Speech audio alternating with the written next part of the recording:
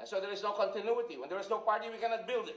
If you look at Lee Kuan Yew, PAP, they got their independence in 59. And yet, by 1980, they'd already beaten the Philippines. I can tell you that Korea, Park Chung-hee, Mr. President Ramos went there in the 50s, and by 88, they became a first world nation. It takes about 20, 25, 30 years for a country to become first world.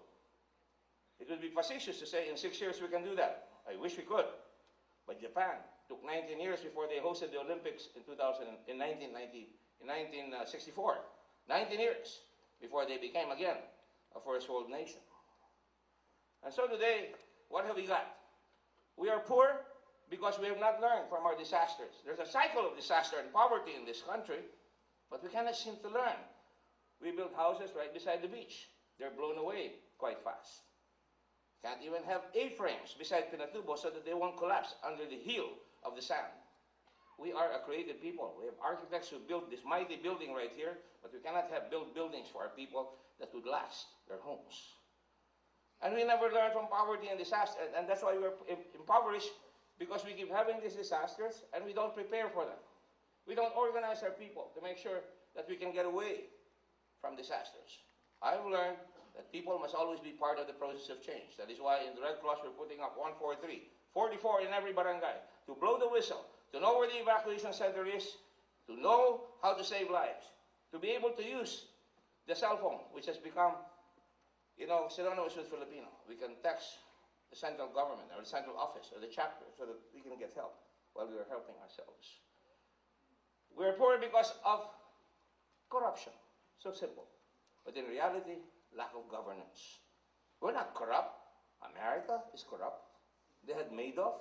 They made off with billions with their technology. But the trouble is, they have good governance. They may be corrupt, but they have good governance. Madoff is now in jail. Celso de Los Angeles is in a hospital. And Jok Volante is running for Capiz. Governor. Ladies and gentlemen, we're poor because we have war. Can you imagine, 60 years na, bata pa kami, narinig ko na si Kamlon. And yet today, merong MIM, MIL, LF, MNLF, Abu Sayyaf. We have all these alphabets coming out of the woodwork. But in reality, isn't it true that we have stopped caring? Because we've forgotten the history of the Muslim, that it was the Muslim who fought against Spain and beat them and stayed the course.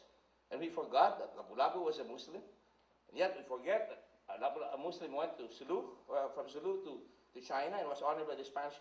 And yet we forget about him and we don't want to dialogue with him. We're far away. I would not want to be somebody in Sulu because government has forgotten me. I have no schools for my children. Teachers are not certified. My mangosteen is bought at 5 pesos isang pulutong because I cannot get it out. And I have no future. I would not be surprised if I were there. I'd probably be one of those in the MNLF. I probably would not be in the ASG. But I'll tell you this. If you go to education, same thing. I would not want to go to school in a public school. Why? Butas-butas ang eskwela. Our teachers are not trained.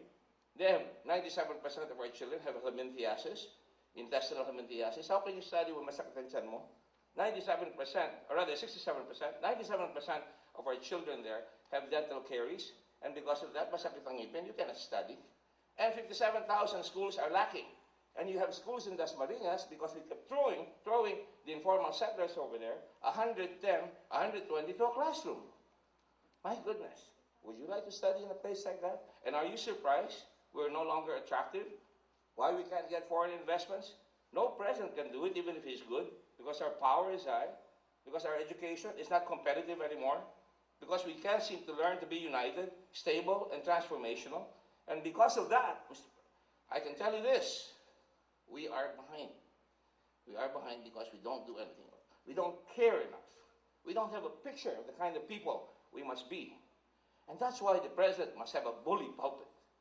Ronald Reagan was a good president, even if he slept during the cabinet meetings, because he had words of motivation.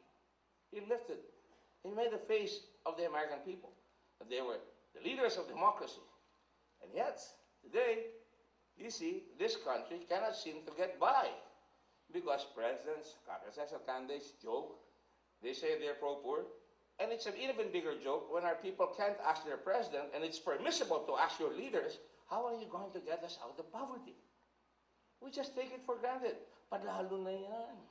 May pera yan. You don't think. That's why we're going to have a lousy president if this is the kind of thinking we're going to have. He cannot win. I come from a city that told me we were a sin city. We changed that paradigm. We made sure, because my father was killed and the guy rode in a jeepney and we couldn't find the jeepney. And he rode into a tricycle. We couldn't find the tricycle until somebody, luckily enough, saw him depart from that tricycle and went into a house. When I came over there, I united the people first.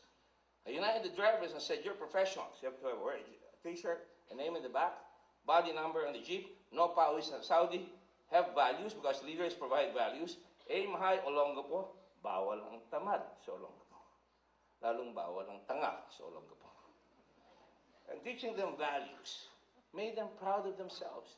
You could not ride the jeepney because they knew and fear because you knew the number. You knew the name. Same thing with the tricycle. There's no crime until now on board jeepneys or tricycles at Olongapo. In this country, you have motorcycle assassins.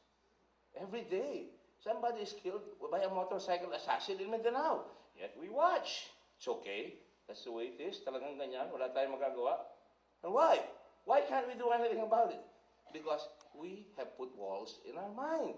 And our leaders just say, Kumbala. And if you think that our leaders can change it, you got another thing coming.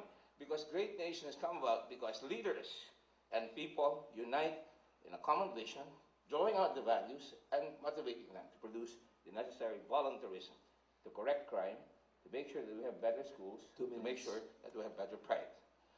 What is the agenda, therefore? We have to make our country look good.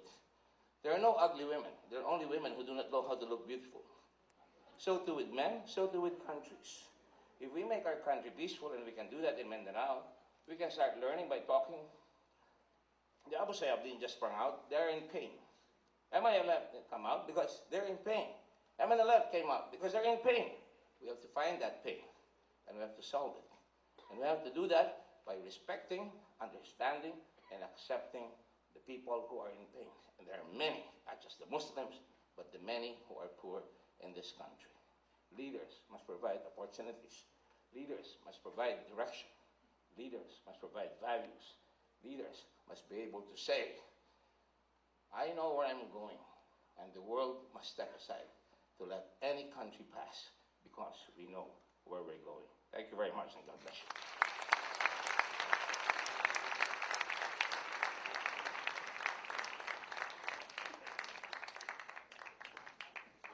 Thank you very much, Senator Dick Gordon. Another round of applause, please, for Senator Gordon.